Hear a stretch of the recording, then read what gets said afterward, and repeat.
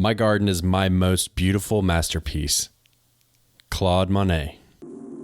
To have a good harvest, one must plant good seeds and must also use the right kind of fertilizer. The carrots have grown large and firm. How good they will taste. Welcome to the Backyard Gardens podcast, where we talk about all things gardening and give the information out for you to be successful in your garden, whether it's your first or your last. We are your hosts, Ben, the backyard gardener, and Batavia, the front yard gardener. one in the country, One in the city. and this podcast is a companion podcast to the upcoming documentary Backyard Gardens, a documentary about two families growing food for the first time in a world that lacks nutrition. All right, we're back with another garden update. It's your boy Ben the gardener and Batavia. What's going on? It's garden time.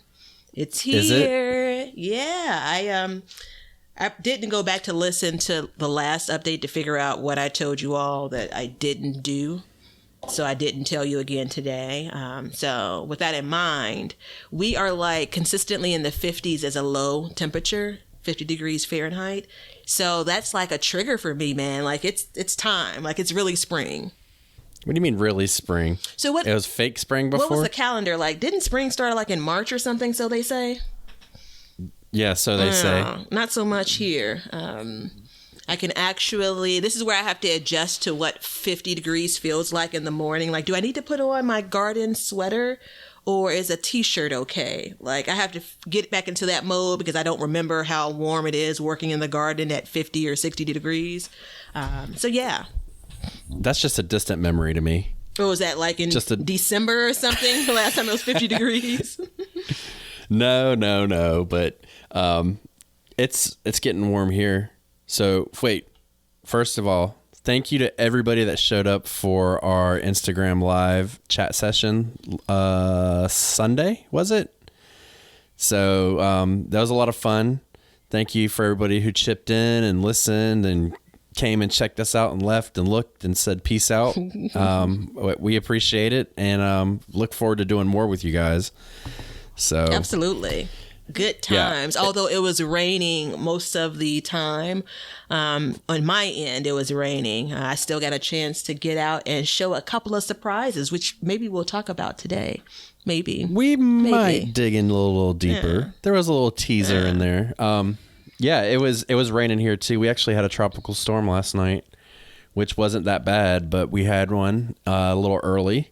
So that wasn't fun. I have some uprooted plants now that I have to go fix after this. So that's just how it is, though. Yeah. You know, until they get settled in, you're going to have that issue. Yeah, the plants. Mm-hmm. Yeah. So I think you've built something interesting, though. I want you to talk about that. I'm so glad we're opening with this because I have just been bubbling. So this new edition is not even a year old, or not a year old, not even a week old yet.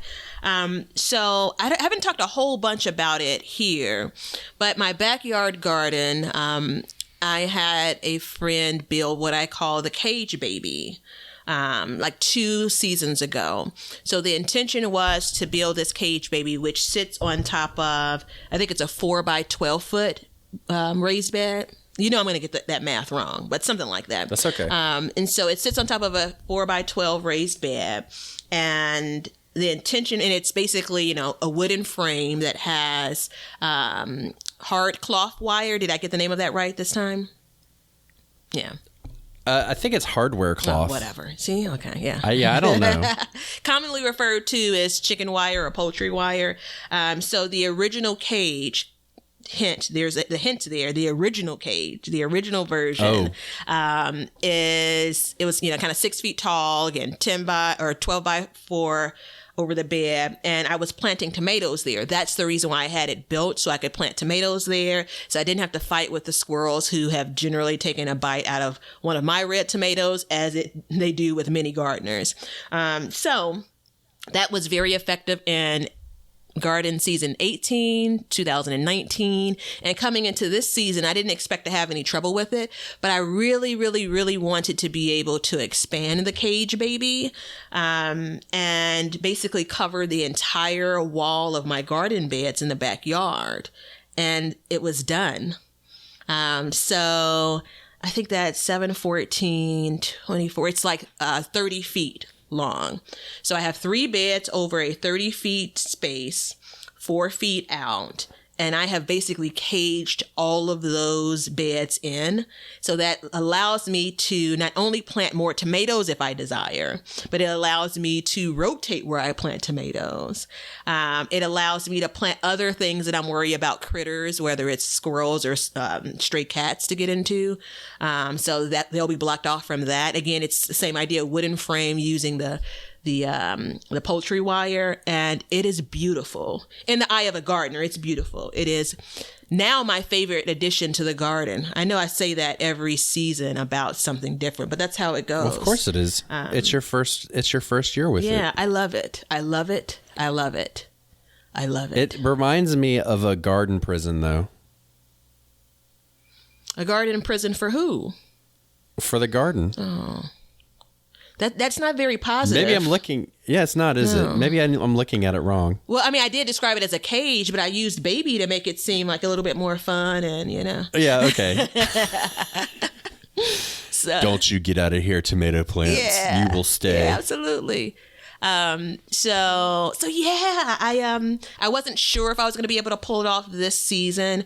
And I really, if it was going to happen, it had to happen before I started planting things. Because, when you're working out in the garden, like, although you're not generally supposed to step inside of your raised beds, when you're doing like a structure like that, you kind of have to kind of step into things. So, Right. So yeah, I was able to, get that built. And I have 5 different sets of doors where I can, get access to everything.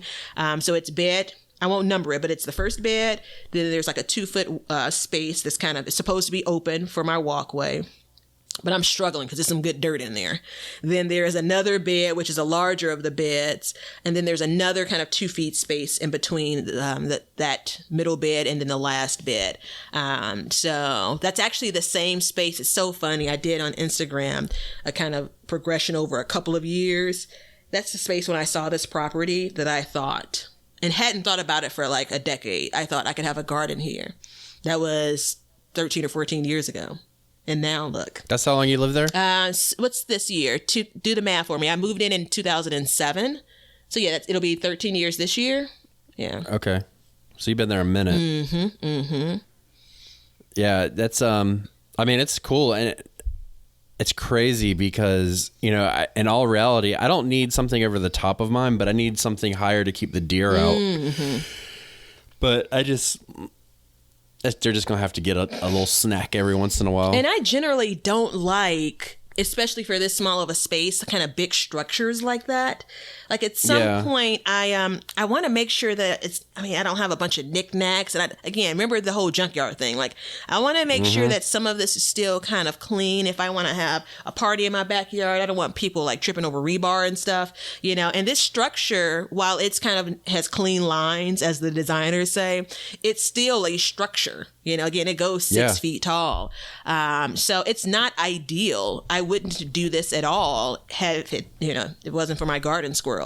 And that's plural because he has a family and he always goes and talks to his buddies about, my delicious tomatoes. So, more come over and, it's a whole thing. I think it's important to realize, and you bring up a good point.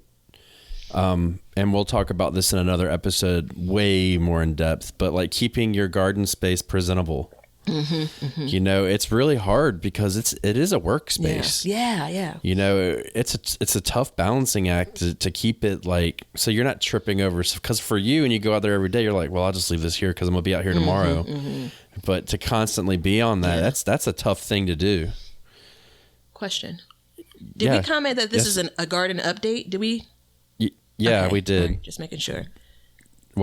Okay, yeah, it wasn't sounding like it, was it? No, it totally like, I'm just rambling on and on and on. And I'm hoping someone isn't like in minute 10, like, wait a minute, what are they talking about? It's like everything because it's a garden update. Those are the rules, right? We just do whatever we want. Yeah, I've been painting my yard.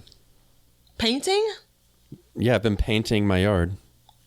Painting with flowers. Oh, if you were really painting, I was getting weepy about it. Like, yeah, you're making it pretty. And now that you're painting with flowers, like, yeah, you're making it pretty. Gosh, I'm so easy when it comes to this stuff. That makes me happy. It makes me happy. Yeah, I did. Do you want to know the list? Absolutely, I do. So we haven't really talked about it too much. Did I talk about the bulbs last time that I got? Yeah. But you were about to start planting them. Yeah, so I did the gladiolas and the Dutch iris, okay? And then it presented an issue for me where I planted them. So in my front yard, I have knockout roses that, the builders put in, which are pretty. But as I walked around, I was like, man, it just looks like everybody else. So I wanted to kind of, step it up. And I wasn't going to do the front yard until next year. That was like my goal the entire time was next year. But then I came across these bulbs. They were 50% off at Lowe's. So I got them and I put them in. And then I started thinking, I was like, well, I didn't do them in like big sections, right? I did little sections in between bushes. And so I started visualizing it in my head when I was done. And I was like, damn, I'm going to put these things here and it's going to be a patch of purple and then a patch of pink, And I was like, I can't have that. So I went out and I got some annuals, annuals, not your pal. And I put in vincas. You know what those are? Yeah, they get a little tall too. Yeah, well, the Dutch iris get tall, right? So, but they should get shorter. But is my thinking. The vincas should be shorter than the Dutch iris. Oh yeah, from a design perspective, that's But you'd be surprised. Yeah. I don't have the tag. Gosh, this is going to be hard for me because the secret is I may be in a position to grow everything indoors or start everything from seed and not buy plants. But that's a good example of a flower I really like. And I don't have seeds for it. And so talking about it makes me worry. Which one, vincas? Vincas, yeah. It makes me worry because I'm going to see them in the, at the garden center, the nursery, and I'm going to be tempted. Dude, they were cheap. They were like 50 cents. Well, everything is like, plant. 10% of the price that I pay here, in your neck of the woods. That's true. Well, they were on sale. Yeah. Again, but I had actually gone in particular to get these because I wanted some white flowers to kind of even it out because neutral is white or green. So I went for those and I put 16 of them in. And then in between 3 white ones, I put 1 pink one. Okay. One, as in So like kinda- one? One pink vinca to every 3 white vincas. They have the what is it? The eye of the flower is pinkish, right? For the white ones with the white petals. Maybe. Yeah. Those are really good. Just as a side note, those are really nice in containers as well because they get they're very leafy, if that's a term. So they spread a bit as well. That was the goal. That's why I went. And usually, and we keep talking about this, and we will be doing this. When I look on the internet and I'm like, okay, I'm looking up, researching different flowers. Like this year has been flowers. I have a hard time because I'm like, oh, this is what I want. But then you go and you're like, well, you can't find it. Yeah. You know what I mean? So you have to get something that's pretty common in order to do it. So, I did that and I went around the side yard and I decided to kind of keep going with the purple and pink look. So I put candy stripe cosmos down in areas because they readily reseed, supposedly. Oh, okay. Supposedly. Remember, I don't ever believe I it. rarely research flowers. I basically buy what really catches my eye, and then I make that design work, which we'll talk about, on a different episode. Yeah, we're recording a garden design episode tomorrow, which will come in a month. So right in time for Christmas. Yeah. Yeah, right in time for Christmas. But no, and so like I do that too to an extent, but this is an area that doesn't get that I don't want to plant all the time. Like I want something that will reseed and come back. Maybe not a perennial, but have the same characteristic. Yeah. So we put that out there, and I mean, we'll see. This is literally, and I'm not joking, my first time really focusing on flowers, and it's mostly because this year, like, I'm stuck at home, and I want, if I'm like, hey, if I'm gonna be stuck here, I want something to look at. I'm really proud of you. So, yeah. Well, the next big project that will be next year, I'm gonna be enlisting some help from a certain somebody. Listen, do you know how many times I've said to neighbors, I'm really looking for someone else's yard to dig in, and even if it's virtually, yeah. I mean, we're trying to set it up, and we're going through, and because our property isn't literally just cut out in the woods, so we're trying to make that separation, but we don't want to make an invasive separation. You know what I mean? We don't want stuff to like grow into the woods and mess up the wetlands and stuff like that, because that's an important part of the the ecology system. So did I use that word right? The ecology system? The ecosystem? The ecosystem, thank you. I wanted to say economy because that's been what everybody's been talking about. But so that's what, those flowers, and then the shade garden's still going. So we'll see what happens. Yeah, I hadn't heard of the gladiolus, and they put me in the mind of another flower. I can't think of the name of that one, but they're super pretty.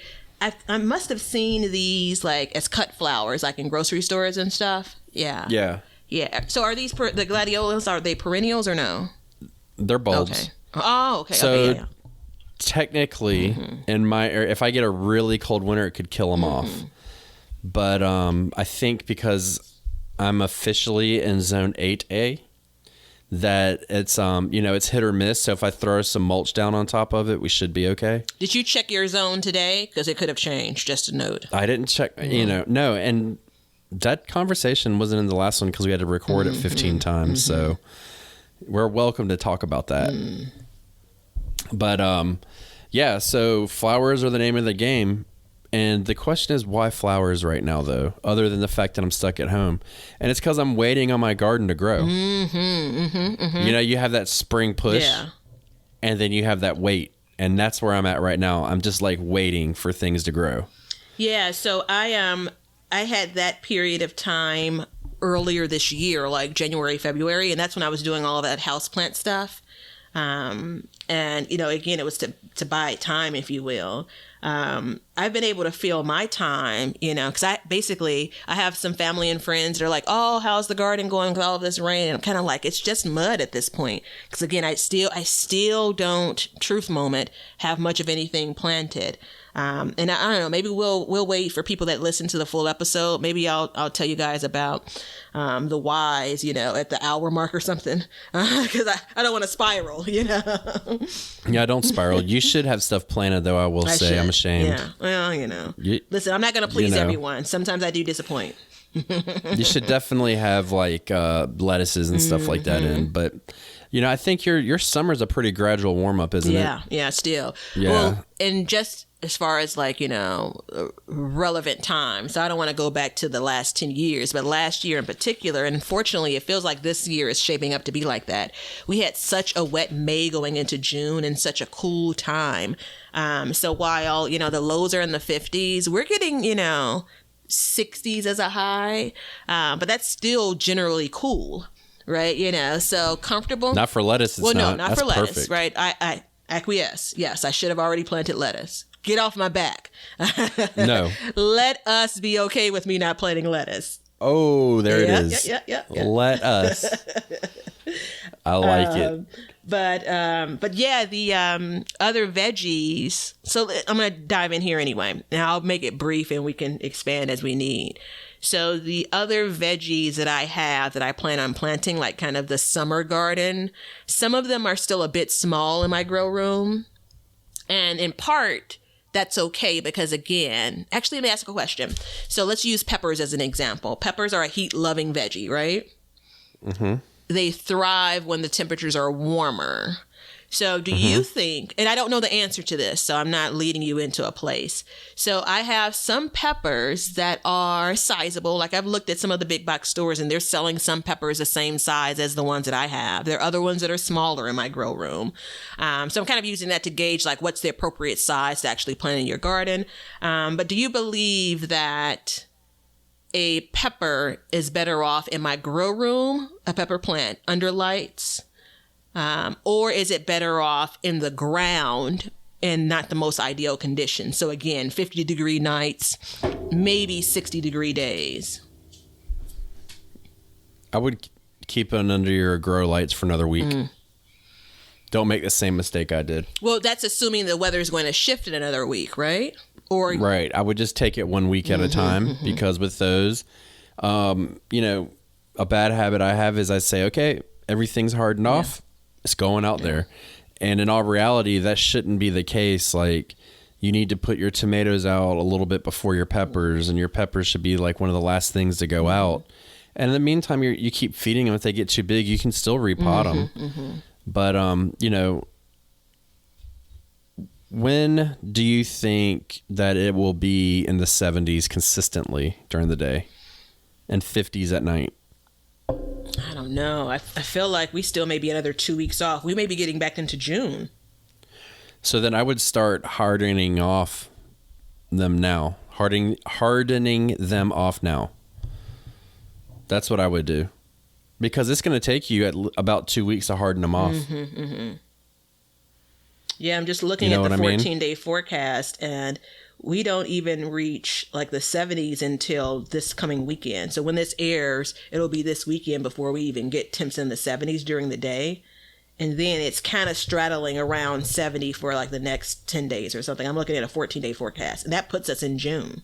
So the lucky thing, though, is by the time we get to the very end of May and early June, the low temperature has risen just a bit. So we're closer to 60 versus 50s for lows. I would start hardening them off literally today because you're cloudy, right?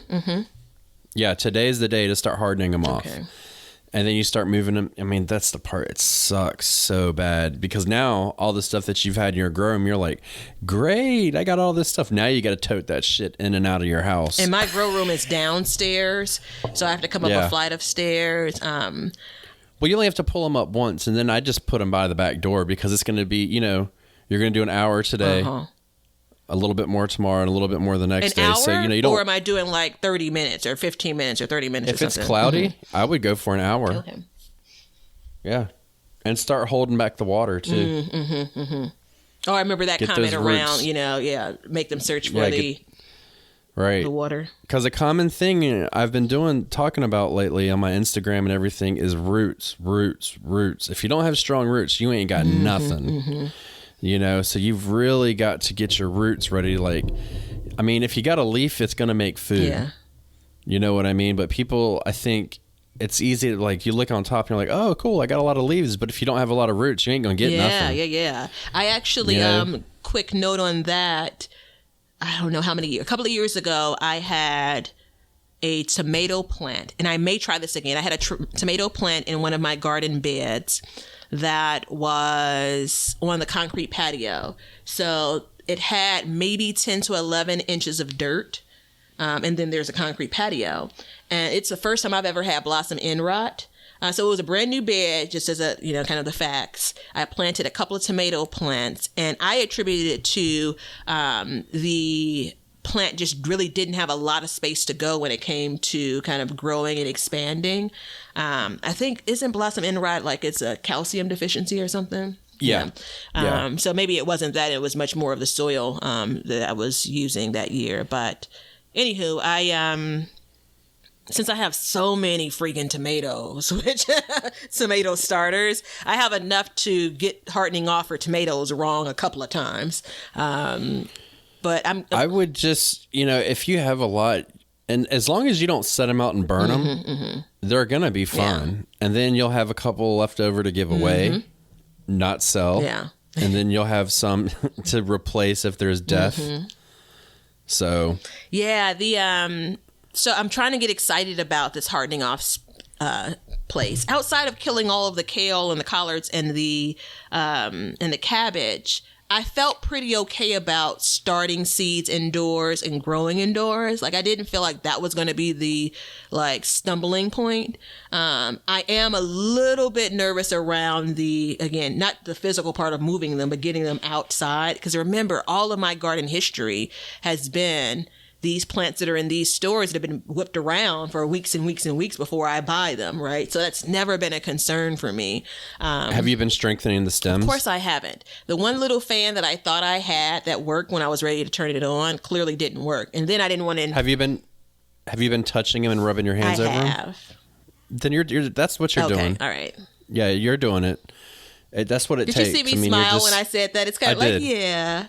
I'm sure you're over there touching them and massaging them. And talking to them, yeah. Yeah, of course. I'm going to make it impossible for when I give these transplants away for them to be successful in any other garden, because they're going to be so used to my voice. And I'm sure as they grow up in another garden, they're going to say, where is she? Why is she left us? You know what you can do is anybody who you give them to, just say, hey, every day, set your phone down and play the podcast so it can hear my voice. Excellent idea. And then that way they get it. But I mean, it's once you start if you just take it easy, put them out at the end of the day today. And if it's going to stay in the 50s, leave them out at night, after a couple nights. Don't be afraid to leave them out, because they need to get used to, you don't want their first night to be outside. Outside is the day you put them in the garden. That's not what you want. Okay. That's a good point. And I am nervous about leaving them outside. Think about it this way. You sleep in your warm bed every night, right? Or on the couch. Or on the couch, but that's another story. Or on the couch. Take your blanket and go lay outside tonight. And think about how cold you'll be with the exact same covering and everything. Oh, yeah. Such a great analogy. You see what I'm saying? So it's the same thing. Wait, tomorrow I'm going to completely misconstrue this. Tomorrow I'm going to be, it was so cold outside when I slept there last night. You're going to be like, wait, what? Yeah, because your body is used to that. So the plant's the same way. It's used to that consistent temperature. So, because I don't know what is the temperature downstairs. Oh, my basement is actually warmer than most. You know how generally basements are, a bit cooler. So I'd say maybe the 60s. No, maybe a little bit warmer even. Maybe 65 or something. So it's about right. So a couple degrees isn't going to make a difference. But I mean, in all reality, as far as I know, they can make it out in the 40s. Yeah. They're not going to die.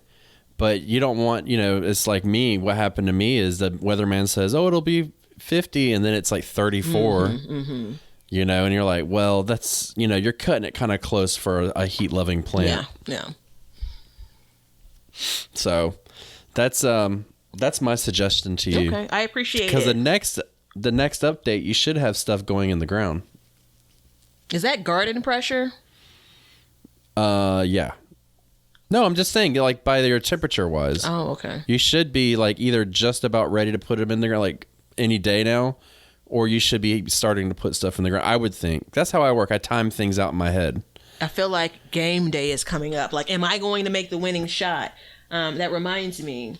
So this is sketch number 28. I'm showing you a picture of the garden plan that I finally drew out. She did a very bad job showing me, by the way. Oh, sorry. Is that better? Oh, you know what? I'm literally trying to show it to you in the little box, not realizing you can see my whole screen. Gosh, I'm so confused by this. Higher. There you go. Can you see it all? Okay. Yeah. I can see some of it, yeah.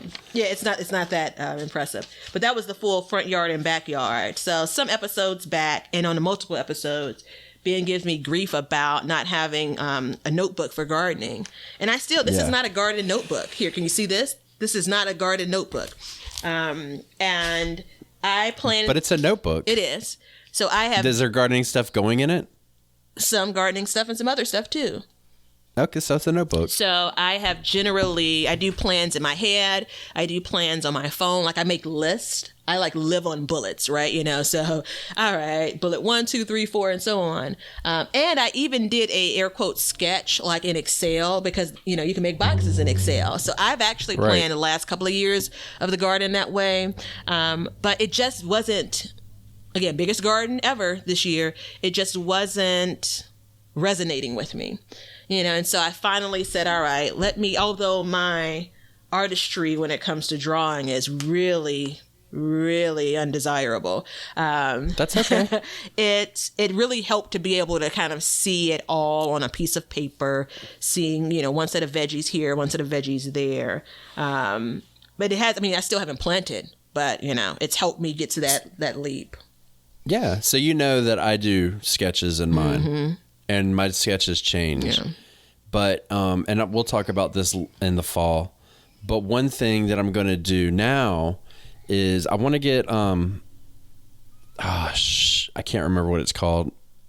I think it's made by Polaroid. Whatever. It's a little printer, connects Wi-Fi to your phone, and then it prints pictures out. Oh. And so what I want to do is I want to take pictures of my garden and then print the picture out and glue it into the notebook. So then when I open it up, sometimes I'm like sketching something wrong. I can look at it and say, okay, now I know what was where. And just kind of have that reference there as well. Because you kind of got to stay on top of it. You know what I mean? So really quick note and tip, and I know some of you probably do this, and I know we're like taking pictures of everything, taking videos of everything in life, but absolutely do that with your garden. I was, for the new cage baby, I don't even know if you can call it a cage baby. It's like a cage toddler now. So I was working up the soil, in the beds, and which I have another comment around that. And I said, no, wait, stop. This is truly still the before. Take a picture of it, right? Take like 10 seconds of video footage, because that space is going to look a lot different in a month, in 2 months, in 3 months, and so on. But it's super helpful. I like that idea. I don't know if I'd be able to do that consistently enough to make it even worth my time. Well, what you can do, first of all, I do want to say this. What was the hashtag you created on Instagram? BYG podcast.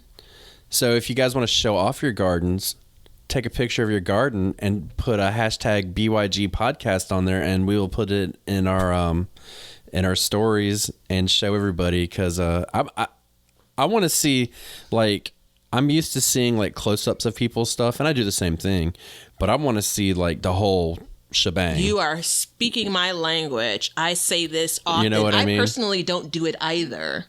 When it comes to the why pictures, you don't do it? Why? Because it's hard to take a good picture on a phone of a space that big. Oh, my expectations for a good picture are pretty low, though. So,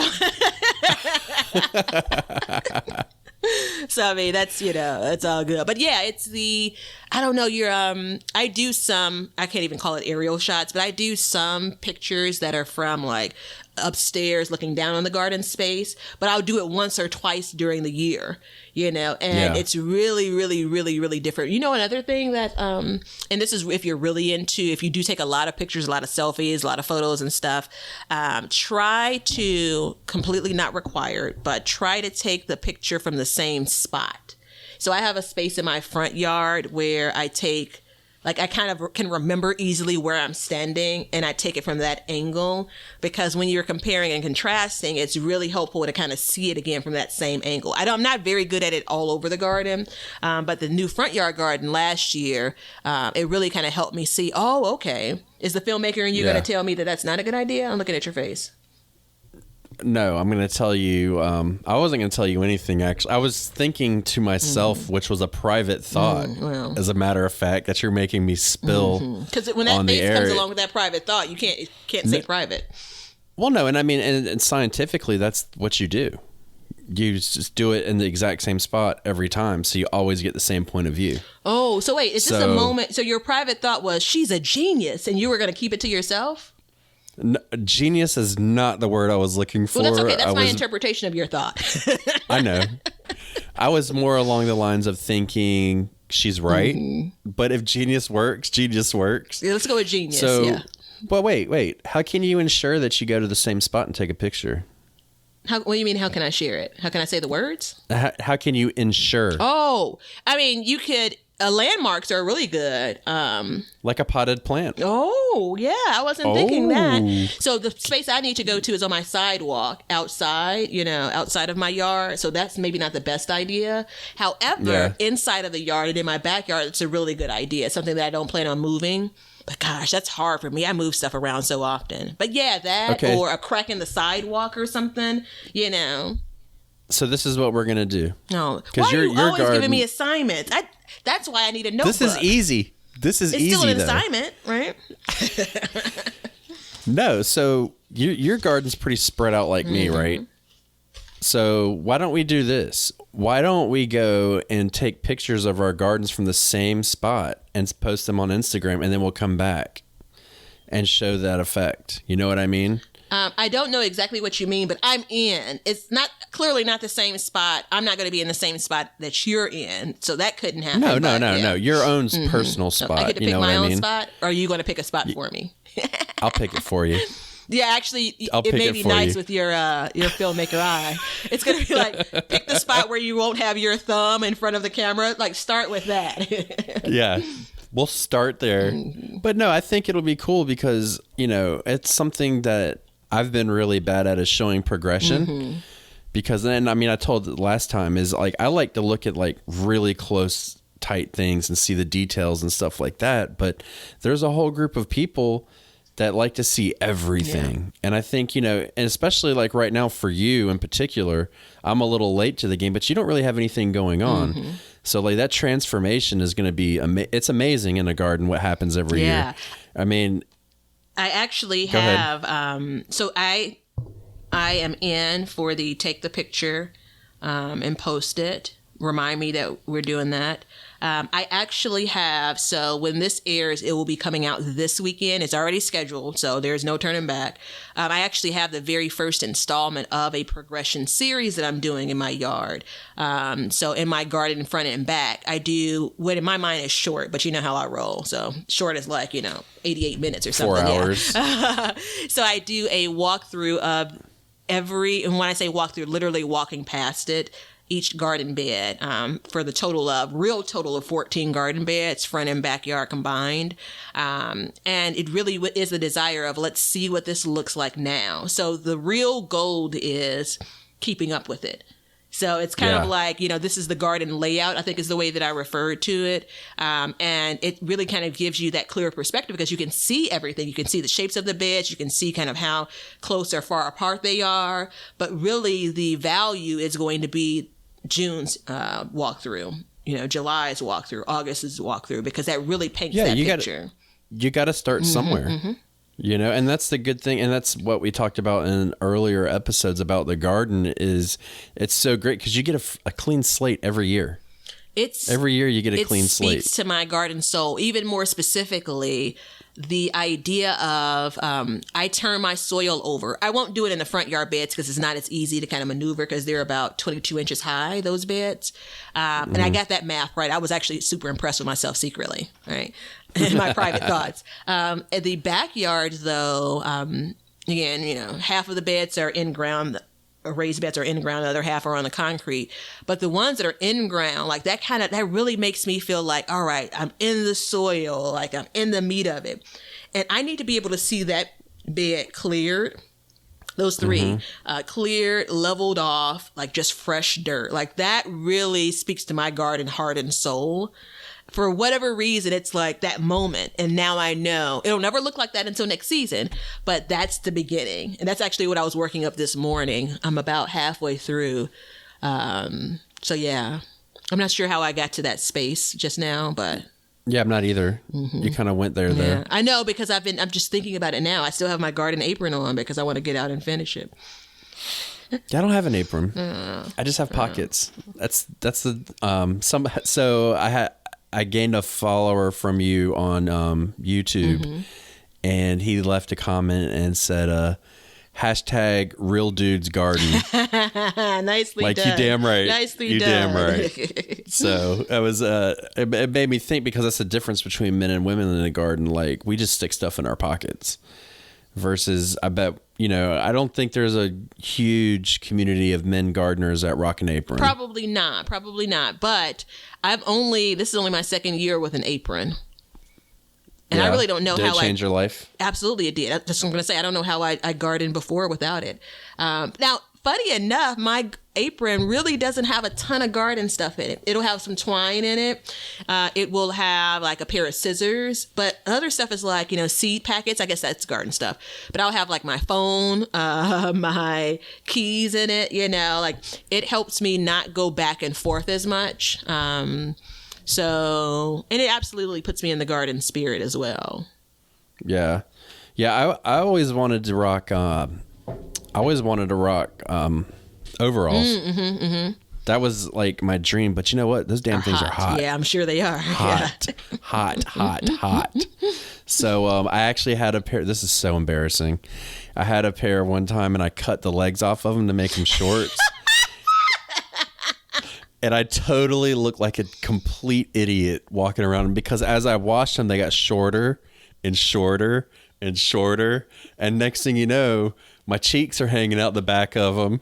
And it was just way too embarrassing. So I just stopped. I'm pounding on my table and I'm saying in my head, we want pictures. We want pictures. There's no pictures of that I know of. But I actually could see the shorts, the hem of it going up and up every time you said, Yeah, it was like, it was like a cartoon. Every time you got them back, it would just go, a half inch higher. They just like frayed, and it was like, the Daisy Duke song, it was brutal. So without pictures, I feel like the visual is enough for me. The visual's all you're gonna get. So it's satisfied my garden spirit, man. Like, yeah, I almost wonder how we've been doing this all of this time, and you've not brought it up. Like, because it's embarrassing. I feel like it's an injustice, though. I feel like it is an somehow injustice. You owe myself and the audience this joy. This is #garden joy. Just so you know. Yeah, I'm sorry. I'm glad everybody gets joy out of my embarrassment. I'm sorry. It was a mistake. So I totally have ideas like, oh, okay, I thought I'd just do this, that, or the other. It's never turned out to be as gold as that is. So again, thank you for sharing. Hey, this is the least I could do for you today, Batavia. It is possible that I will. That's an emoji that we want. Bring that emoji. That's a GIF. Oh, goodness. Is it GIF or GIF? GIF. Oh, don't whatever. ask me. I was, so I have another video where I'm talking, it's a grow room tour, which I'm super excited about. And I was in the store saying, I was saying, I'm looking for LED lights. And so every time in the electrical department, LED. Oh, LED lights. So I'm the wrong person to ask which one it is, clearly. And once I say it so often, then I pause here like, wait, which one's the right one? When you have both of them in your head. Well, yeah, I think I remember that now. That's totally wrong. I didn't know for sure. So LED lights is what works. Yeah, okay. I don't know. My LED lights are working just fine. What are you doing with LED lights, though? My LED lights are working just fine. What are you using them for? My grow room. They're my grow lights. Mm-hmm. So I was, because I've been building up for this and saving for this. And so I knew I could have gone fluorescent. But, the interweb said that, at this point, based on the price point of LED lights, because I'm going to keep on saying it until I forget. It drives me crazy. Until I I'll forget literally that it's jump wrong, out the window. Right? So for you, because you gave us the joy of the overall shorts, the overall short set, I wanted to describe it as that. Anywho, LED lights, I splurged a bit when it came to the grow room. So LED lights are very cheap now. In comparison to what they were, right? I used fluorescent lights for a long time, and they work fine too. I mean, it doesn't matter. I mean, I don't want to say it doesn't matter because some people think it does, but in my mind, you'll be just fine. A light's a light is a light. But LEDs are cheaper to run. So, you know what I don't like about them though is that damn purple color. I don't know if I really. Mine are like purple. Is this they make like my plants the like brown. like the what color the dress is? Is it purple or are you seeing it as purple? No, mine are purple. I've actually seen a picture, or maybe we were on. We were chat, talking one yeah. day, and I showed It you. did look purple, yeah. It's purple, and I hate it because I really like to see that green in my house. It was very scandalous. That goes out to the purple gardener, by the way. So there you go, girl. But it's yeah. So actually, I do want to say something too, since we're kind of getting off of garden updates. I've made a decision that from now on, any annual that I want to grow, I'm starting by seed. Oh yeah, it's a really good decision. So now my garden table. So what I'm gonna have to do is I'm gonna have to start really limiting how many tomatoes I grow. Yeah. It's a really good segue. Good luck, brother, because clearly I've not been able to do that. I didn't do a count. Maybe the next update I'll give you guys a count of how many I have. But I have like, what's it, 12, 24, 36, 48. I probably have like 60 tomato plants. That's insane, Batavia. Yeah. Yeah. That's insane. Yeah. That's called hoarding. Yeah. Yeah. That's called hoarding. Yeah. Good job. No problem. So I recently, back to garden updates, I recently, just a couple of days ago from recording, a week ago from when this airs, potted up my tomato plants. So what I did was basically for every variety, which I think I have 5 or 6, I did almost every one. I did like, the seed starter packets. Generally, they'll have 6 cells.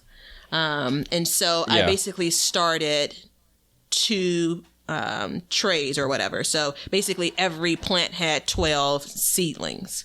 And almost all of them germinated. I got the best germination out of tomatoes and peppers, just as an aside. But almost everyone germinated. And I did double up a couple of the seeds, although it pains my heart when I planted. And I had to cut those. I had to thin those, which again, oh my gosh, it's hard. It's hard. Man, you get too deep on that stuff, man. Yeah. It's like, it's... Lighten up. It comes from a place of like bruh. Just not wanting to waste. And, I know anyway. So I have a bunch of... Wait, no. Stop. I'm moving on. I'm not. Is this going to be our therapy session? Yeah, this is therapy. Yeah, it absolutely is for me. Okay, enter segue. Dr. Phil music cue. 1, 2, 3. Don't know the music, but go for it. So you're worried about waste, but you planted 60 tomato plants. How many are you going to plant in the ground? I'd prefer not to discuss that in this moment. We need to discuss that. So I am going to have a maximum of 2 plants per variety. So that maybe 10, probably less. So you're worried about thinning, but you're growing these plants to full capacity, ready to go. And then what are you going to do with them? So do you believe that I always use garden logic?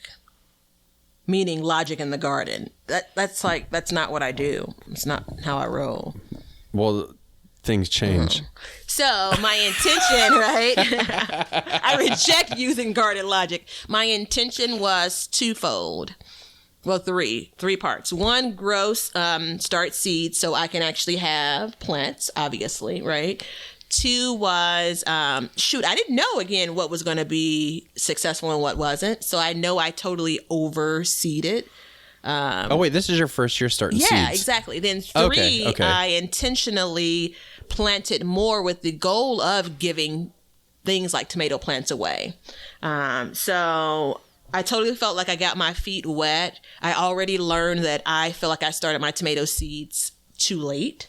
So next year I'll start them a bit early. I started them on April the 11th. Today it's May the 18th. So they're small for my liking. But again, I've never started seedlings indoors. I've only bought plants at a certain size. How big are they? I don't know, like maybe like 2 inches, 3 inches tall, but they don't have a bunch of leaves on all of the plants. Okay. So have you given them any kind of sweet sauce? I like that. I think I've fertilized twice. Once when I potted up and maybe once before. And on that, we're going to take a break for our sponsor. This episode is brought to you by Neptune's Harvest Organic Fertilizer. Now, this is a fertilizer that I have used in my garden for many years. I like to use the fish seaweed blend, the one with the blue label. In the wintertime, I like to dilute it and add it to my seedlings, and it has the right amount of nitrogen in it to give those leaves that extra push they need so they can grow and collect more light for stronger seedlings. Once I put them in the garden, I do a full strength feeding and they grow faster, and especially my spring crops, they have larger leaves to harvest. This year, I want to specifically try the tomato veg formula, the one with the red label. I'm looking to get higher yields, and I also want to feed the microbes in my soil to help rebuild it throughout the year. Best of all, it's organic. All throughout history, people have been burying fish heads in their gardens, but thanks to Neptune's Harvest, we don't have to do that anymore. So check them out at neptunesharvest.com, and you can buy it at neptunesharvest.com, your local garden center, and even on Amazon. So check them out and get growing. Okay, so why did we take a break right there? Because Batavia is using Neptune's Harvest to fertilize her seedlings. I am. Yeah. So, and I mean, so how long ago did you give them the sauce? So, in week 5 and then maybe week 3. So okay, so every 2 weeks roughly? Yeah. So I was trying to get everything, and I know it doesn't exactly work like this. I wanted to basically start like, I'm fertilizing on 5/15, May the 15th. And then I'd be able to kind of get on some cycle. So that was kind of the intention, although it wasn't exactly May 15th. I'm going to pretend like it was. But because I started things at different rates or different times and things were growing at different rates, I really couldn't get on that schedule beforehand. But I feel pretty good about it now. So yeah. Yeah, because did you notice any kind of change in them since you fertilized them? Not the tomato plants, but it's really hard because they were like, they're still so small. The eggplants, absolutely. Really? Peppers, absolutely. Yeah. I did the combination with peppers, and I started for, eggplants and peppers. Really, I started potting those up much earlier. Those are older plants. Everything from most of my peppers and eggplants were started on May the 15th. So they're just over 2 months old now. And so I actually started fertilizing them a bit earlier. So maybe about when they were 3 weeks old. And I was playing around with the time frame. Like you told me not to fertilize every time I watered, which I didn't do. So I probably fertilized those 3 or 4 times, so maybe again, so roughly every weekend, 7 to 10 days is probably what I'm doing. So you probably have some pretty strong roots on them then, if you've been doing that. The tomatoes, again, it was only the second time when I potted them up, so they only had one shot of the sweet sauce. But the other ones, I can already see the eggplants. I actually, if I'm going to make a commitment, I think I'm actually just going to put an eggplant, harden it off this week and put an eggplant in a container. Because, I have more eggplants than I'm ever going to plant. Well, maybe I will plant more eggplants. Anywho, I'm sorry. How many eggplants did you start? Little finger is the way I wrote it on the, L-I-L on the label. And then, Lol. Yeah. And then, is it Listadia or Listata? I don't know. Yeah. So it's another one that's kind of a striped, smaller fruit, but striped purple and white. Is it an heirloom? I don't think so. I made the mistake of, and I continue to do that. I bought a lot of seeds that are not heirlooms, and we've talked about that just a little bit. We have talked about that, and I've done the same thing. I think moving forward, I might switch to more heirloom varieties just because it makes sense. But if somebody's just starting out, they can be harder to grow. Okay. Because they don't have disease resistance built into them and insect resistance and stuff like that. So, it's a learning process. And another thing too is some of the fruit looks weird as hell. You look at it, you're like, man, what the hell am I gonna do with a black tomato? You know what I mean? Like it just doesn't make sense. Yeah. So you have to be prepared for that kind of stuff. But for me, it was like, what are the purple green beans? Those are heirloom, I believe. The Royal Burgundy. I could be wrong. Batavia's going to check her seed vault that she has. So these are not heirlooms, the ones that I have, but I have one more package that I think, I'm pretty sure it's the same company. Fairy Morse. Yeah. So no, I got this from a big box store. These are not heirlooms, and I wonder if they're generally harder to find. I haven't done a complete inventory, but there are very few heirloom packages or seed packages that I have. Well, because heirlooms, give you viable seeds. For saving seeds, and other ones don't. So why would you sell heirloom seeds if you're a big box store? And that's the kind of the issue I have with those kinds of places is, and why is it spring and we're still talking about seeds? Damn it! I thought we were over that. No, but never. But that's the thing is like, it's a marketing thing. It's like, why would you sell in a Home Depot when people are just gonna? I mean, because that's what gardeners do. The same way how many times as you don't have a lot of perennial seeds that are being sold in those same stores. Yeah, exactly. Or like, how many gardeners do you know that grow a perennial plant? Like there's two types of people. There's the type of people that pay somebody to come in and plant their flower beds or whatever and put the perennials in and they just leave them. And then there's the other type of people who are like, I'm going to get this perennial and I'm going to let it grow and then I'm going to split it. And I'm going to move it all around. You know what I mean? So there's the two types. So think about that though. You know what I mean? Like I can wait 2 years to save myself, $50. Like I'm cool with that. Yeah. So, but yeah, perennial seeds, like they're just not, as far as big box, I mean, you can find them online all day long. So, and that's actually one thing I wanted to talk about too, is like, I will start transitioning over to heirloom seeds, but for like flowers and stuff, like you can get some pretty good flower seeds on sale, or not on sale, but online and stuff like that are different, but even then, like one thing I had an issue with when I was looking for the vincas and stuff is like, what's different than other people? You know what I mean? You want to be different. And then as I looked around, like in my general area, I'm like, it doesn't matter what you put in. It's going to be different. You know what I mean? It doesn't matter. It's funny. I don't need to be different. I mean, I think inherently I am, right? We all are made differently, but I'm okay with having something in my yard that looks like someone else's yard. I have it there because I really like it.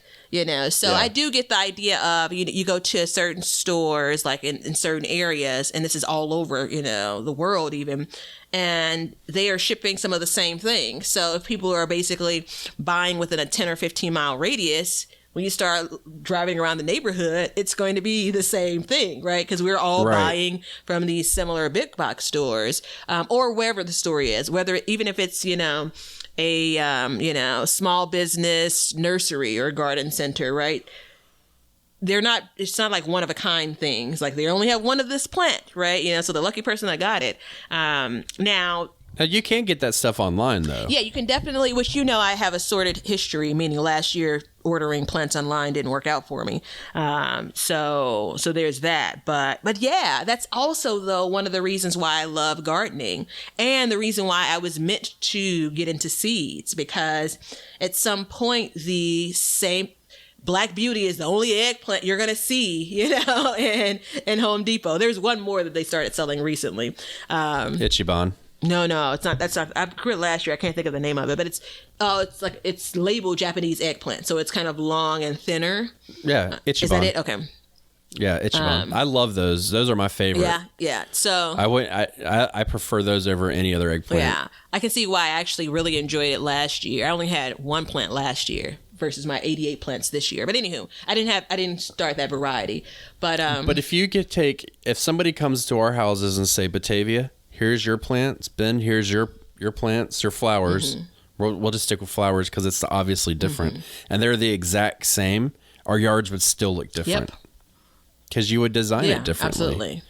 Like clearly I designed my flowers this year like a total amateur. It happens. So yeah. I mean, it's cool. Like it's all like, and that's why I did a lot of annuals this year though, because if I don't like it, they'll go away. Now the bulbs, on the other hand, that's a different story. I'm not big in digging them up and moving them. I mean, I will if it's like, oh, that looks horrible, but I don't plan on doing that at all. So that's one of the reasons why I really enjoy annuals, even because it gives me a chance to. I liked the flower when it was in the store or whatever, but do I really like it that much throughout the season? That helps me understand whether or not I really want to commit to it, so to speak. So I'm gonna throw a tip out there. Because I've been buying flowers and stuff recently, and I've been talking a lot about roots. When you go to the store and you go to buy a flower, do you buy the one that has the bloom on it already? Or do you buy the one that doesn't? I generally buy the one with the bloom on it already, as I think many people do. Right. And that's not a good idea. Yeah, I know. but doesn't mean I won't stop it. I'm not chastising you. I know. I'm not chastising you. But, if you're going to do it, use that plant that has that bloom on it to visualize where it goes in your yard, and then get the one without it, because what that means is that plant, first of all, is not using energy right now to make a bloom. And what's growing stronger then? When it's the roots. Yeah. There's a theme. The roots here. are getting stronger. Yeah. There's a strong theme here, and I'm not ashamed of it. No, absolutely. It's golden advice. Yeah. And then take it home, and then get the one right next to it. Same thing with no blooms on it. Take it home, and I guarantee you that you're going to get more blooms off of it. You can take that and put it in the bank. You're going to get more blooms off of it, because it's going to be a happier plant. And I can tell you that last year I went with my mom and we bought foxgloves, and there was one that was like fully bloomed. She's like, get that one. I'm like, Why didn't I get that? Because it was already bloomed. Well, there's a quick note on that, which generally I absolutely agree, but also be super careful about the bloom time for flowers that you're buying, right? That we're going to talk about that in the next one. All right, that's the teaser for the next one. Not the next one that's coming up, but it will be coming out, about garden design. That's totally different. I don't want to crack open that subject because it makes me want to throw up. Also, I didn't eat breakfast before we started this, and I don't even know if I have the energy to. Yeah, and that's a real thing too, because that's very nauseating to think about, and that's something that I've been dealing with. But, when you get those, because, if it has a bloom time, I will say this about it. If it blooms from spring to fall, then it's fine. Golden, yeah. But if it's only going to bloom during summer and it's in spring and it's already got a bloom on it, then guess what? You've limited, it's already spent some of its energy to bloom in the damn store. Who cares about what it looks like in the store, as long as it's a healthy plant, Yeah, I couldn't agree with you more. That's exactly my point. Yeah, absolutely. But there's a whole thought around, the reason why there's so many flowers in the stores that already have blooms on them. Right? People love it. Annuals, it's all wrapped in. People love to bring a flower home that's already pretty, Hold on. Wait, let me get my tinfoil hat on. Okay, I got my tinfoil hat on. You ready? Yes. It's a scam. It's seriously, what's going to sell if you don't know? And I'm talking about me right now as a first time growing flowers. You go in there. Luckily, I already grew vegetables, so I kind of knew. But what are you going to pick up? Most people are going to pick up the one with the blooms, right? Yeah. So the blooms are what sell. Yeah, I don't think it's a scam. It's absolutely marketing, right? It's you want to know what you're buying. If you steal my thought, I'll kill you. Well, clearly you just stole my thought, and I wasn't even going to bring it up because I want people to know that we really do get along. So you said we weren't going to go into it. We were going to save it for another episode. Then you went into it and said the thing that I was thinking. But maybe that's just us being so connected on these things, right? That is. But then you have to think about too is they have to start their plants very early as well. Yeah. So it's just kind of the natural progression of it. So what is my theory? What is my tinfoil hat theory? I think they plant them in stages so that they will get the blooms to sell. And as they're opening up, and it's very smart to do that. Agreed, yeah. And there's nothing wrong with buying a plant with blooms on it already. It's just not the best idea. So a lot of the plants at the big box stores also have a picture of the plant on the container. And that picture is horrible. So you know what it's going to look like, but there's right. And when I go to some of the I feel like I just need to still go. But anywho, when I go to some of the smaller small business plant shops, that sell all kinds of things for gardens and such. A lot of those don't have that kind of wrapping around it, if you will. So you basically look at a tag and you either know what the plant looks like or it's already bloomed, right? So there is a part of this where you do want. So I can visualize a design, which again, we'll talk about in a future episode. I can visualize a design by not seeing the flower if I already know what the flower looks like, if I've already grown it. I don't need to need to have everything bloomed when I'm creating a garden design. But there's some people that do. Right? I need to be able to see what this white looks like versus this yellow. I need to be able to line these things up. And without the blooms, it's hard to do that. No, it is. And so herein lies a different aspect of it. And, again, this is all a garden update because this is what I've been dealing with is when you go to the big box stores, they have the pictures, right? And I feel like a small piece of me is like, okay, an amateur gardener would go to a big box store versus your local nursery because they just have a tag with the word written on it. And I'm going to go ahead and tell you right now, when I go in there and I go to buy a flower and it ain't nothing but the words, I'm screwed. Screwed bad unless something's blooming. Like I have no clue what's going on. So and there's been many a times where I've like bought something. I'm like, damn, that was a terrible buy. It wasn't what I had envisioned. Or you're sitting there on your phone, you're like, let me Google it real fast. And you're like looking it up and, so like, I'm not denouncing going to big box stores by any means. Don't think I am because first of all, they're cheaper. Yeah. And a lot of us, as you can tell by Batavia and her 68,000 tomato seeds that she has right now, that it is a true addiction to buy this stuff. And it's easy to get carried away. So you do have to be mindful of the cost of it. I feel like you were very kind in describing exactly what's happening. So the 68,000 tomato plants, the psychology around that should also tell you why I've struggled with pulling the trigger and planting.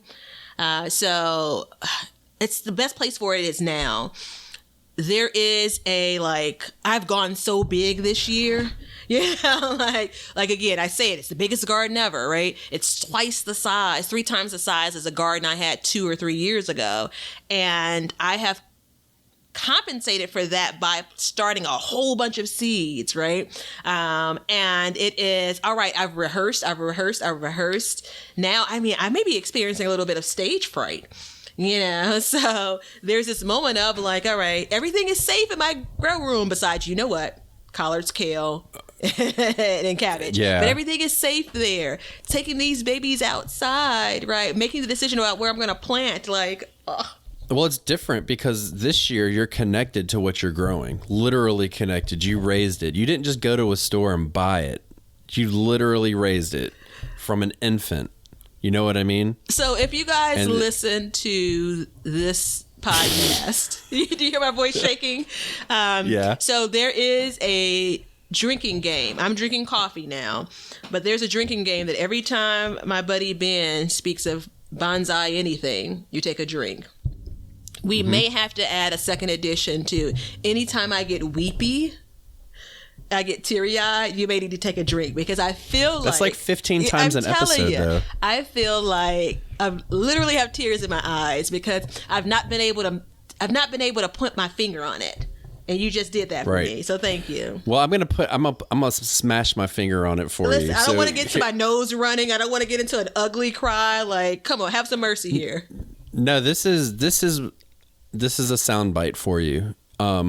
Gardening is when you start doing it from where you are now, it's a very intimate process with your food and your plants and nature.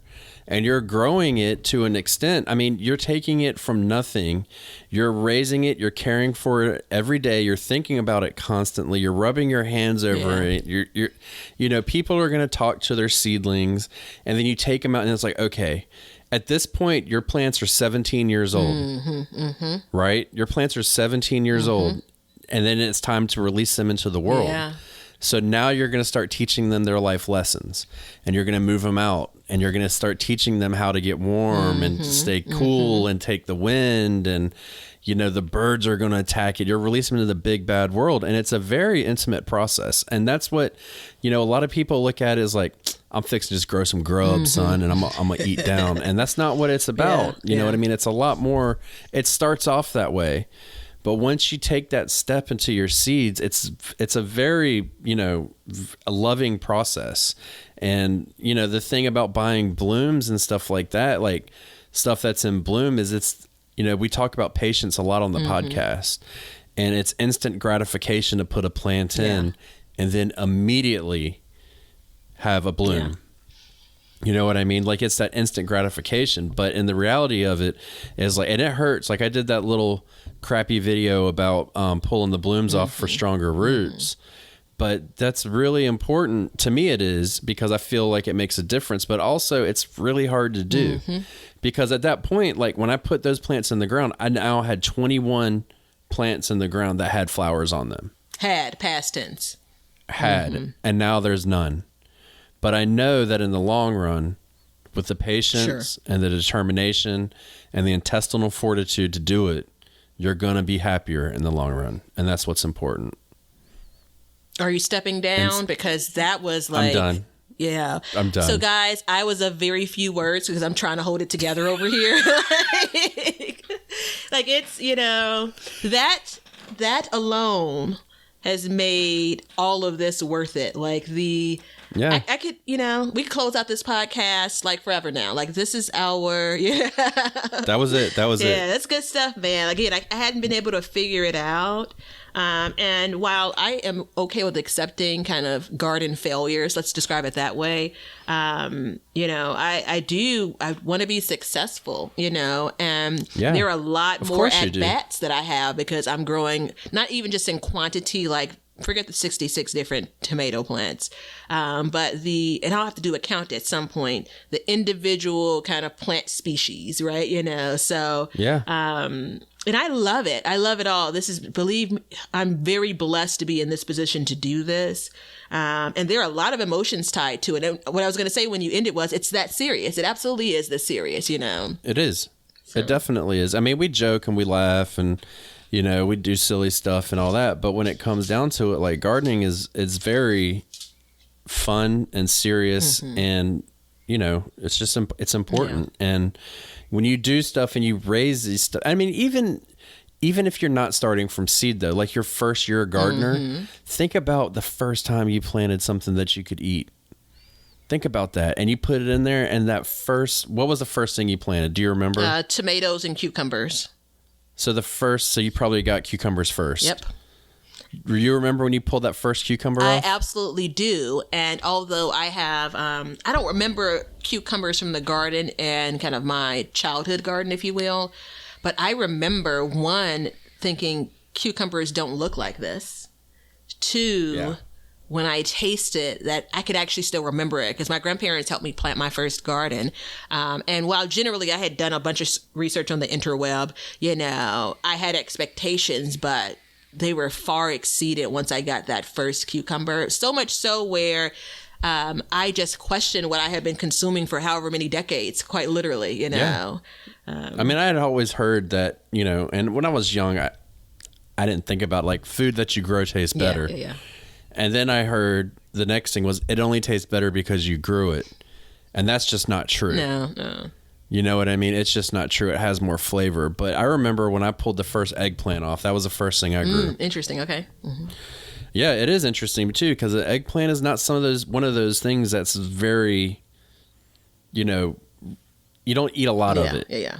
Generally speaking. But I remember pulling up and be like, man, this is a really like complex vegetable. And I grew this bitch. You know what I mean? I grew this thing and I'm fixing to eat it. And it was a very proud moment. Yeah. And then every year, like yesterday, we made fried rice and I took all my snow peas. I usually cook them because I don't get a lot every day. So I cook them at the end of the week, I'll cook them as whatever's left over for me eating raw. And just eating that in itself was like, I grew this. This is from the garden. You know what I mean? And it's such a empowering process. There's something to be said about, kind of cooking with love. You've heard that, right? You can taste the love in a meal that someone's prepared for you. And it's that same vein of kind of growing with love. I think it was last summer. Yeah, I'm pretty sure it was last summer. I had someone over doing some work and, because of how I roll, anyone that's at my house, like I'm sending you away with something. Once my harvest starts to come in, I have a stash of plastic. Oh, you got to take something. Yeah, I have a stash of plastic bags. And I think the guy commented on, he can just tell that this was grown with love, right? And it's funny because I'm not poetic in that way. Like I have those feelings, but I never articulate it in that way. And that's the reason why I got so weepy when you were doing it. So yeah, I mean, I think that, there's the functional part of gardening, but there is kind of this love affair with gardening, if you will, that I personally have.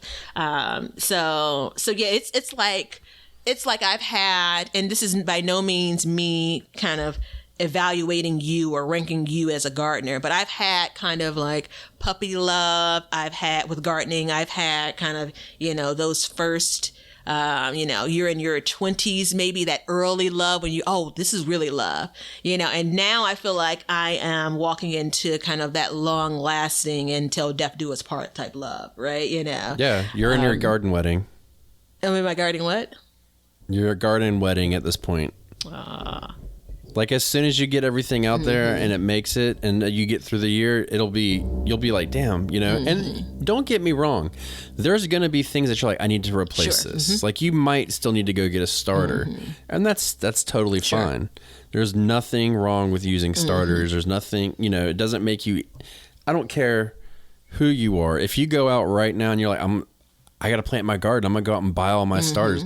I don't care. That doesn't make you any less of a gardener than if you started seeds. And don't let anyone tell you different, because absolutely it makes you smarter because you didn't do shit while I was sitting here stressing over mine.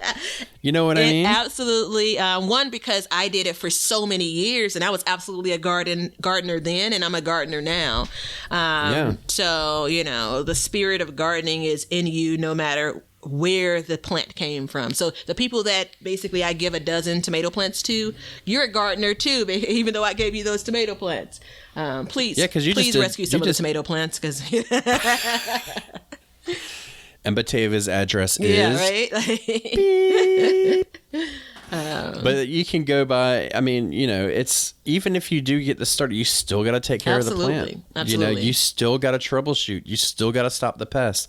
Like today, I went outside and I looked take a drink, one of my bonsais, and I had 15 baby grasshoppers on one of them. On one leaf. Never seen it before. So had to get rid of those. You know what I mean? Like it's just, that's part of it. Like every year there's something that comes up and you still are taking care of it. You're going to learn. It doesn't matter what you're growing. You're going to learn something about it. And if not, you're going to learn about the process of life. You're going to learn about life and death otherwise. Even if you kill it within a week, you're still going to be like, okay, what did I do wrong? Absolutely. So I hope that was what everybody wanted to hear. I don't know. It was heavy, man, but I felt every bit of it. That's my true feelings about gardening. Yeah. I'm not just some jackass that sits here and talks and makes videos. Like I do have a passion for it, and I hope it comes across. But and when it doesn't, I cry for the both of us. So I make sure that it's expressed. She cries a lot, believe it or not. She cries a lot. I'm on the verge of tears, like almost every podcast, right? I'm not, just so y'all know. Sorry. But, okay. Enough of that. What's the next thing you're going to do in your garden? I am going to finish up. I feel like it's hand tilling, which we talked about, like, the pros and cons of that. But the next thing I do once I get done with my day is to go out and work up the soil and then add some compost to it. And then I am going to, before the close of the day, I'm going to start with my eggplants and I'm going to start hardening a couple of those babies off. I forgot. I got sweet potato slips and white potato slips coming to me. That's a gardening update. I don't even know how I forgot. Everybody's probably waiting to hear me talk about it. Or not. But yeah, I found a place and ordered them. So thank you, Gurney, I believe is the name of the company. I got Beauregard is what I'm doing. So we talked to you guys about how there's a lot of things we don't talk about in advance. I'm hearing it for the first time as you are, and there are a bunch of things Ben and I do talk about. But I kind of feel like the sweet potato piece, like I'm taking a little bit personally. Why? Because I didn't tell you? I felt like I should have gotten a screen capture of your order is complete. I feel like I should get your tracking information. Like I feel like I'm invested in the sweet potato journey for you this year. You and everybody else in the world apparently is invested in my sweet potato journey. Yeah, I found them actually 3 days after we did that update. Oh, good. I was after the update released, and I was like, let me look one more time, and I found them. And there wasn't a big selection, but at this point, it's like you got to do what you got to do. You know what I mean? Yeah. it's a different world now. So quick update for me on sweet potatoes. And there are 5 potatoes that I was using to start slips. Only 2 of them are actually have slips that have produced. There's the third one has a bunch of roots, but they haven't taken off with the slips yet. And then 2 of them are just kind of potatoes sitting in water. So that's just a note when it comes to starting your own in the future. But it's so easy to do, I found. So while the weather isn't warm enough for me to transplant those slips out yet, because the quantity that I was anticipating isn't there, I did also find a place to order slips. So I'll be sharing the tracking information. It'll be in the notes of this episode. No, I'm joking. Yeah. Because if you want to follow someone's journey, because you guys deserve it when it comes to sweet potatoes. Clearly, Ben didn't think that much of us to let us know sooner. I did. I waited until the first update when I found it. I'm just teasing with you. What else do you want from me? Jeez. I wanted the tracking number. I wanted the picture of the order. I told you what I wanted. Actually, I forgot. Is your garage heated? It is not. Does it have electrical? It does. I got you covered for something. I'm gonna help you out with. I think I have an idea of where you're headed, and I'm so glad that you do, because I don't have the capacity at this moment to think that far. I've done it before in New England, where I built something in an unheated space and grew in it. So we're gonna hook you up at some point. All right. Just so you know. All right. But because you were talking about how you were running out of space yesterday. Oh. In your yard. Well, no, was I? Yeah, because we were talking. Well, no, it wasn't yesterday. Maybe it was on a phone call where I was talking about how I've made the decision that I'm going to try and get a greenhouse. Oh, but I don't know where I want to put it in my yard, because, it was never really in my wheelhouse to get a greenhouse. It's like, no, I don't want to do it. But now I think I want to do it because to be completely honest, I want to keep everything out of my house. You know what I mean? I don't want to have this stuff in my house as much as possible because, with a 6-year-old and dog and cat and everything else. So, and if I'm going to grow my own annuals, right, and my own vegetables, I need to, get some more space going on. So, and managing against, the electricity bill, although LED lights are more cost efficient. That's for you. Yeah, it wasn't too bad. I think I did the math on it, because you can do the math based on the kilowatt hours and stuff. I think it cost me like 25 cents a week to run my LED lights or something. So it's not bad, but if you're going to but if you're going to do more, then in turn there's more lights. Well, so here's the difference between you and I. I give myself a set space, and then that's all the space that I get. Oh, okay. So I have a little shelf, and that's where it's been for years, and that's it. And if I can't do it on there, then I can't do it, and that's just the end of subject. But when you start talking about, and when I was doing vegetables, it really wasn't an issue. But now you start adding in flowers, and you have to get a little creative, because as you pot up things is when you start running out of space. Yeah. So I do want to try and do, because now you can get greenhouses a lot cheaper than you used to. So we'll see. But I don't have electrical out there, so it's a trick.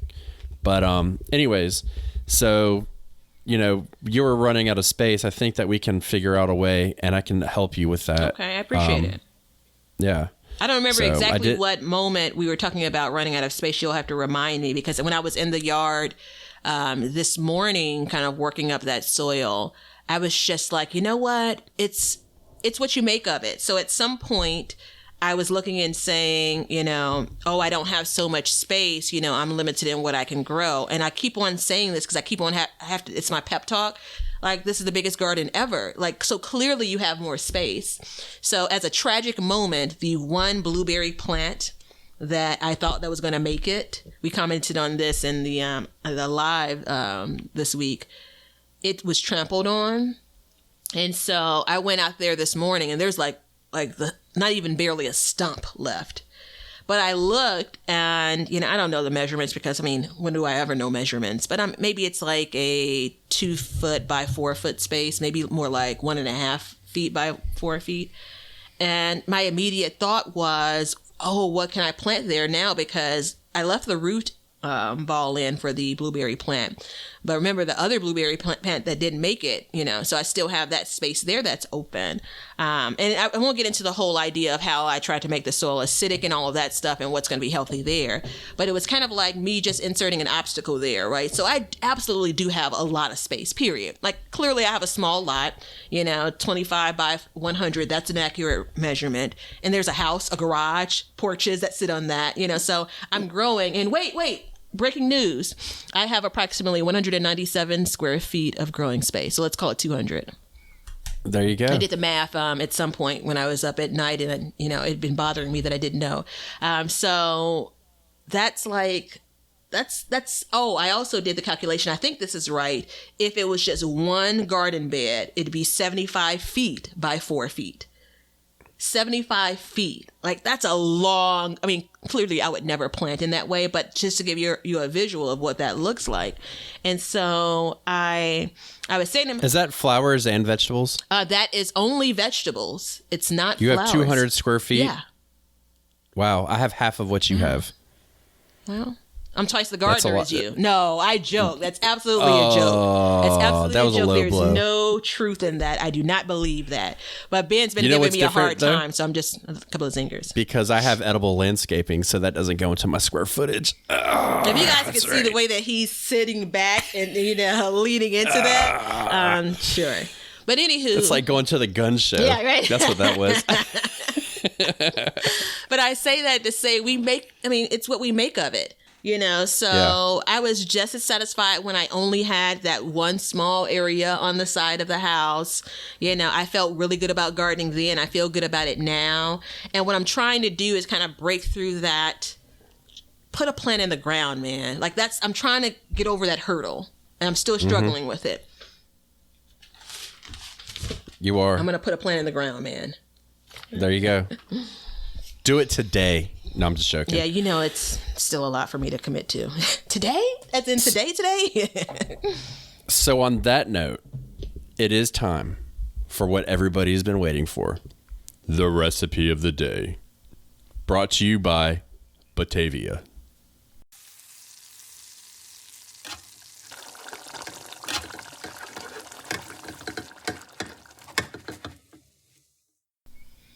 Well, I am going to go with a recipe that is not in season per se, but it's in the spirit. So maybe that's what I'll do as a rule. It's in the spirit of what we're about to grow to give you some ideas of what you should be growing.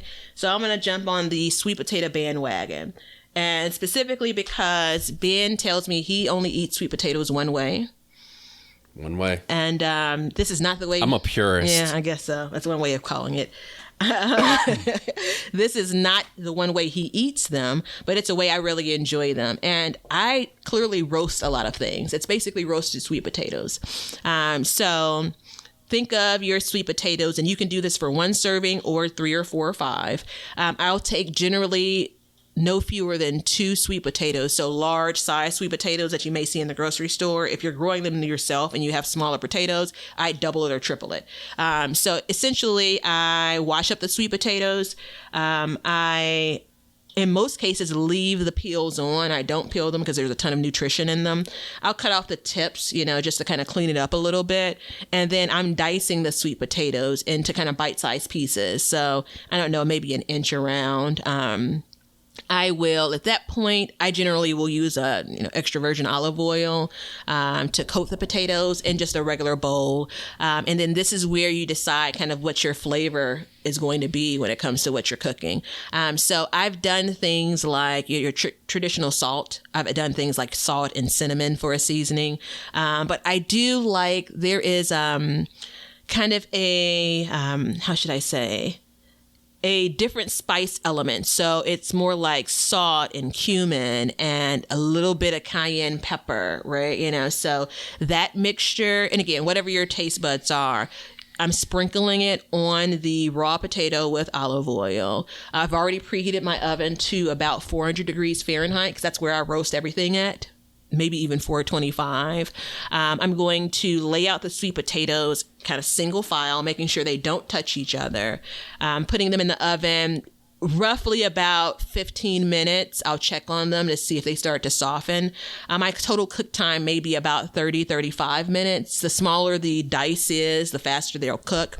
I do flip them at least once. So taking the pan out about halfway through, flip them over to make sure I get them crisp, because that's the way I prefer them on each side.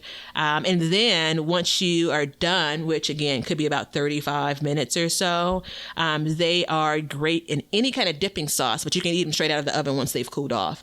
So I've done things like a chipotle dipping sauce, especially with that seasoned blend that I talked about.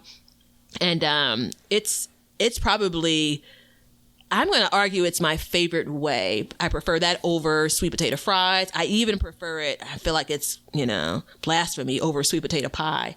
What is, before you go on, I need to know, what is the chipotle dipping recipe? Oh, that's store-bought. I'm not that advanced to create the... yeah, damn. I know. Thanks for the... Yeah, I feel a little bit disappointed in myself now. Yeah, I'm a little let down, but that's okay. So yeah, semi-homemade is the way I like to refer to it. There's a whole show where I've seen that. But anywho, so yeah, roasted sweet potatoes, they go well with everything. They go well with any kind of sandwich you're going to make. As a general side, when it comes to if you have other roasted veggies, I'm actually looking forward to them with like a blend of roasted veggies like squash and eggplant and so on. They're hearty. So if you make it, which some of you may have already made this as well, Ben hasn't because you only eat them one way. Yeah. But yeah, it's the same way that I would roast potatoes. I just use a different kind of seasoning depending on my mood. So I hope you enjoy. You know why I only eat them one way? Why? Because it's like when I go surfing, I can take a sweet potato, wash it, stick it in the toaster oven, turn it on for an hour, come back, and I have a sweet potato ready for me to eat. Yeah. And it's no work. So no, and sweet potatoes are good because alternative to white potatoes, because there's more fiber in them, and fiber is something that people in this country in particular lack in eating. Yeah. So hopefully as gardeners we don't lack, but yeah. To your point, real quick off this recipe, but the way that you eat sweet potatoes, it's, there's a whole movement when it comes to the way we cook and kind of the most natural way. So my recipe, obviously it had oil in it. It had some other seasoning, but that's the most natural way that you can eat a sweet potato, the way you described it, So that's not how I always eat, but. That's not really how I look at it, though. That's how I like it. So before we close out, though, I do have one question for you. Sure.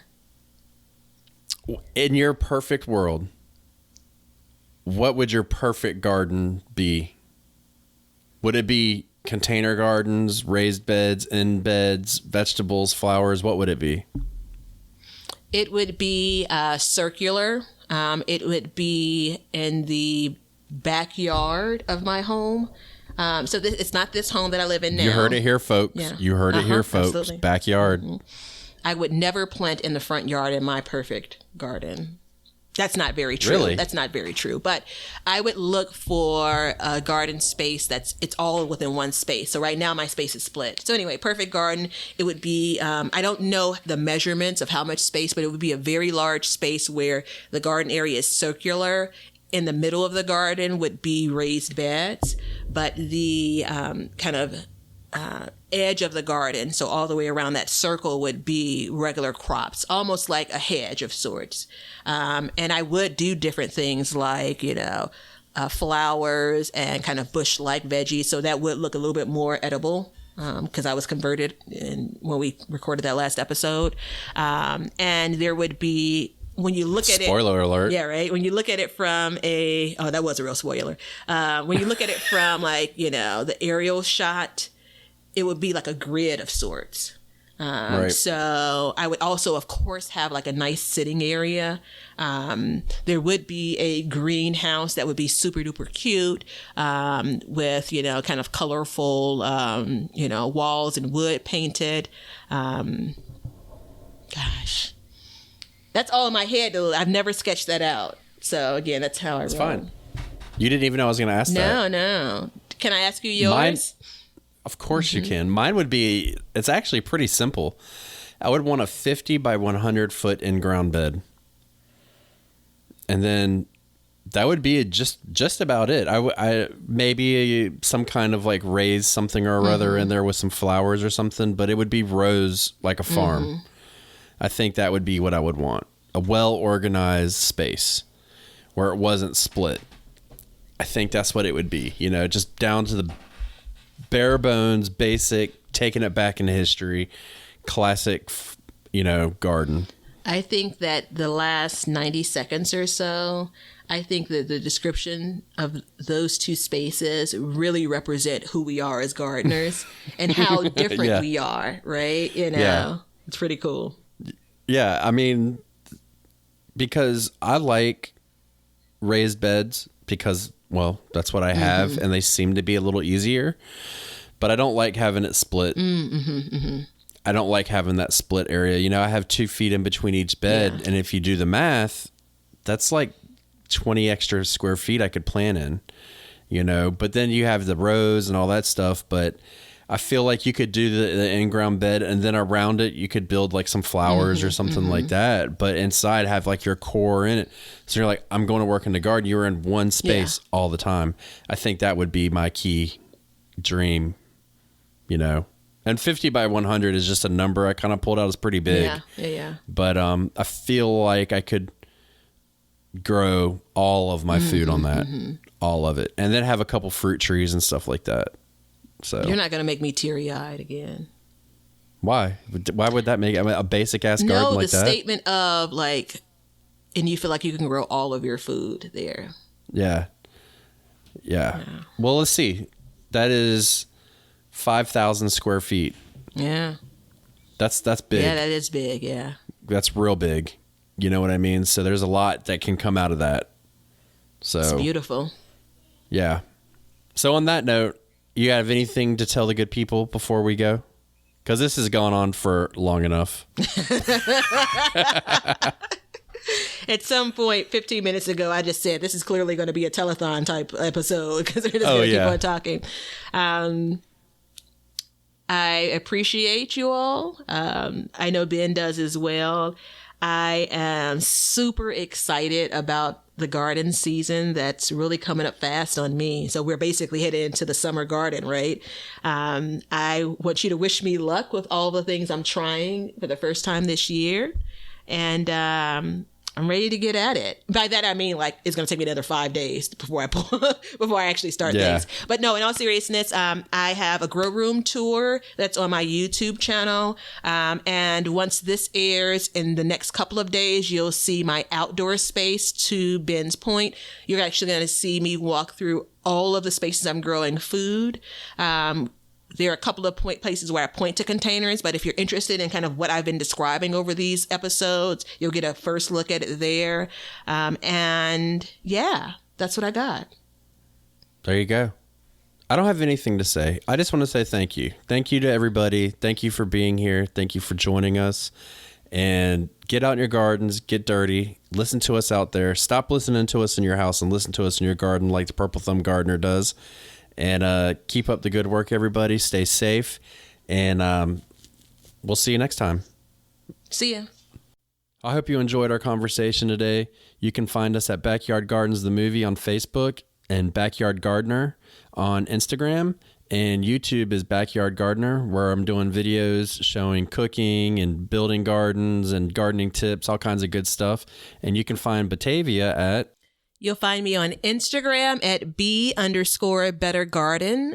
And then you'll find me on Facebook, same name. And then I'm also over on YouTube at Be Better Garden.